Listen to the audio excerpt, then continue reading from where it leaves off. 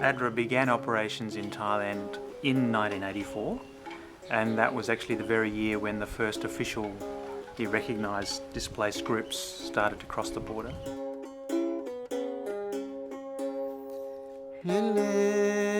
My family is in the current state when the operation of the military of Myanmar, they fight each other with KNLE. So we lost our village, we lost our land for growing, we lost our jobs, so problem for our life security. So we came to Thailand. Right now I'm a refugee. In the initial stages, the refugees were allowed to sort of settle in their own smaller camps that were just like villages, really. People had local livelihoods, they grew vegetables, they grew crops where they could, they engaged in local labour as they could. So that was what it was like in the early days. Now they're pretty strongly dependent for almost all of their livelihood from NGO support and UNHCR support. But prior to that, they actually had a lot more dignity, I felt, because they really supported themselves to a very large extent.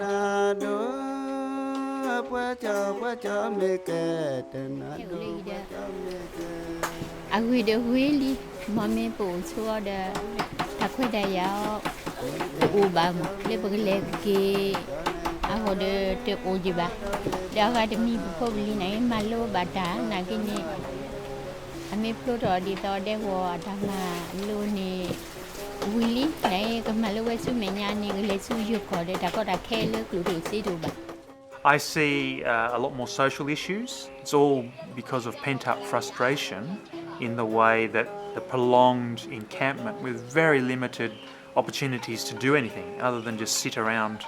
in your very limited homes in the camps.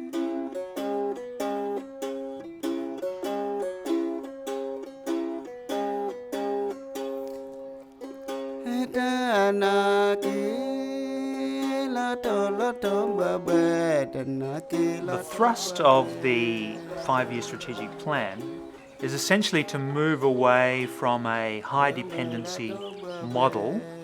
of refugee support, more towards capacity building of the refugee community, plus an integration of the Thai service sector to provide services to the refugee population. Now, centre to that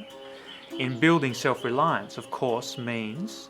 building skills and capacities within the community to generate livelihoods for themselves. Currently, the sport is reducing. To live a normal life, the refugee need to rely on themselves in the future. So it is important for the community to have certain skill to support their life. So VT, vocational training, is very important to provide the camp community.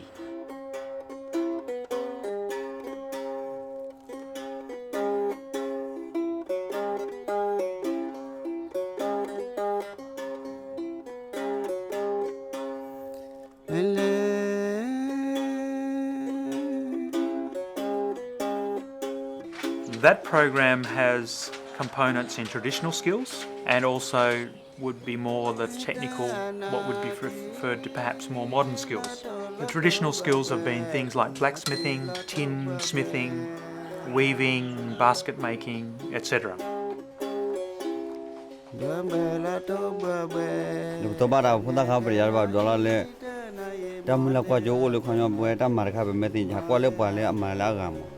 na gane ta ma lo de khai ne we me te mo no ne lo de le me le ka cha de phe go le si ba ne ba mo ni lo chu kho de ta chu lo ta wa ne kho de ma lo ya la ta ma o ma ya kwa pa me do ma re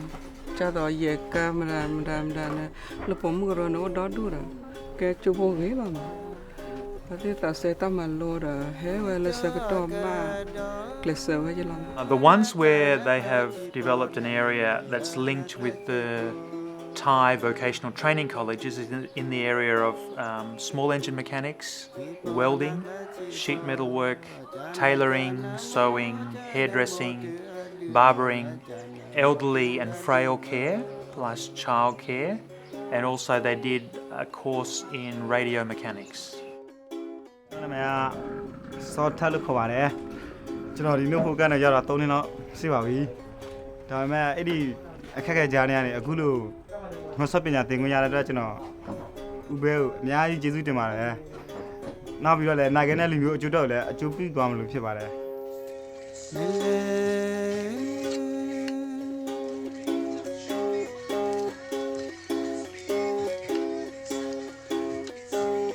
ခေါ်နေဒီတော့အခဲလူနေမှာကိုစင်းနေတညောပါလားအခဲနေဒီတော့ရဖို့ရဖို့လို့ဆိုင်တယ်ရဖို့ဒီတော့စာဒီတော့ရတော့မူဘောရတူရှယ်ဝင်နေနေချေဒီတော့ခက်ခဲယမီမှာအားထော်တမန်နေ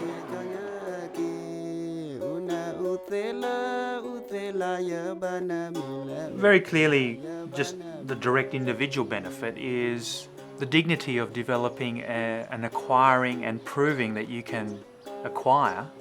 some really valuable skills.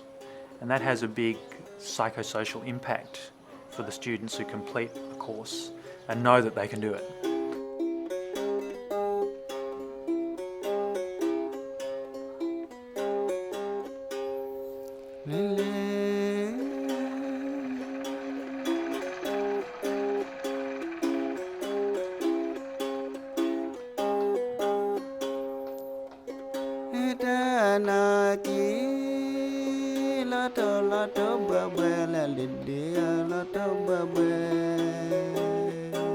Now,